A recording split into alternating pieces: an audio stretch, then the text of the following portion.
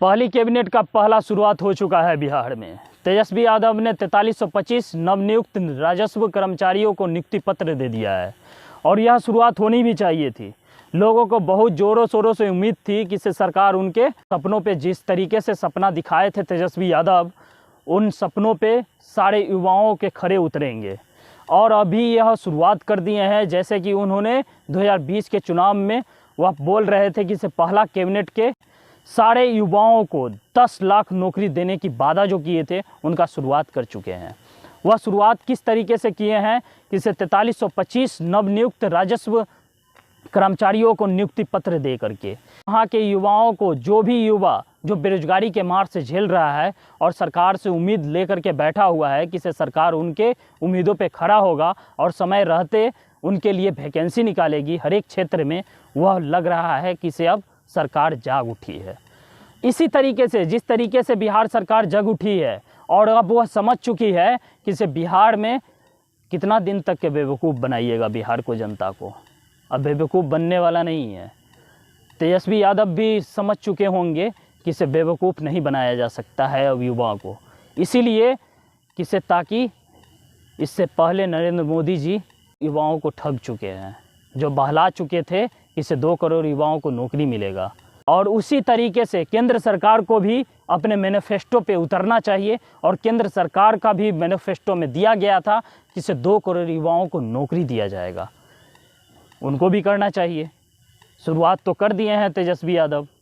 और उम्मीद है कि इसे केंद्र सरकार भी इस पे जग उठेगी। यह बहुत बड़ी खुशखबरी है कि इसे अब लोग हिंदू मुस्लिम को छोड़ करके अब रोज़गार की बात कर रहे हैं कि इसे रोज़गार कब देंगे। और तेजस्वी यादव ने एक सभा में वह खुद मीडिया के सामने बातचीत करने के दौरान उन्होंने खुद बोला था कि इसे मीडिया भी अब सुधर चुकी है, अब रोज़गार की बात कर रही है, न कि हिंदू मुस्लिम की बात कर रही है। मीडिया को भी अब वह सुझाव दिए थे कि आप लोग भी अब सही राह पे चल चुके हैं और यह कहना भी चाहिए था। आज के मेन स्ट्रीम मीडिया को देख सकते हैं कि उनको हिंदू मुस्लिम करने के अलावा कोई और मुद्दा दिखता ही नहीं है, और दिखता है तो सिर्फ और सिर्फ चीता आया है नबीबिया से वही दिख रहा है। चीता खाना खा रहा है कि नहीं खा रहा है, चीता कैसा है, चीता सो रहा है कि नहीं सो रहा है, पानी पिया है कि नहीं पिया है। अरे भाई साहब, आप अगर ईमानदारी से, जितने भी मेन स्ट्रीम मीडिया है ना, ये हम लोग जो है ऐसे यूट्यूब पे तो चिल्ला करके बोल देते हैं, लेकिन हम लोग को कम व्यू जाता है तो हम लोग के आवाज़ को दबा दिया जाता है, काहे कि कम लोग देखते हैं। हम लोग सरकार को हिला नहीं सकते हैं, लेकिन कुछ लोग तक के हिला सकते हैं, कुछ लोग तक के मेरा आवाज़ जाता है और वह लोग सच्चाई जानते भी हैं। लेकिन आप लोग को तो पूरा भारत देखता है, आप लोग को तो पूरा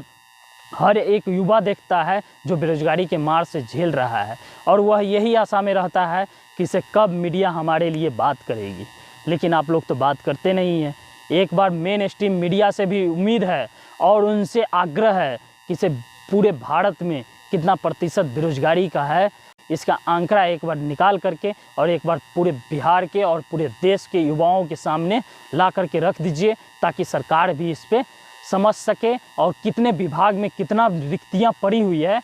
उसको भी एक बार दिखा दीजिए, ताकि सरकार भी उठ सके और युवा भी जग सके कि से उनके साथ क्या दुर्व्यवहार हो रहा है, ताकि युवा भी सीखे और युवा भी सही सरकार का गठन कर सके, जो कि इन लोग को ठगा गया है 2014 के इलेक्शन में। जो 2014 में इलेक्शन हुआ था बड़ी धूमधाम से, लोग पर्व की तरह निभा रहे थे और पर्व की तरह मनाए भी थे। हर एक युवा यही उम्मीद से जा कर के वोट किए थे कि से उनको अगले साल 2 करोड़ युवाओं को नौकरी दिया जाएगा, उसमें से हो सकता है कि से हम भी होंगे। लेकिन उन लोग के सपनों में क्या घुस गया से कोई पता नहीं है। लेकिन सरकार को तो उसके सपनों पे खरा उतरना चाहिए था और खरा उतरना भी चाहिए, और यह शुरुआत बहुत ही अच्छा है और बिहार के युवाओं के लिए शुरुआत अच्छा है और देश के युवाओं के लिए भी शुरुआत अच्छा करे, यह केंद्र सरकार का जिम्मेदारी है। और केंद्र सरकार अगर जिम्मेदारी अपना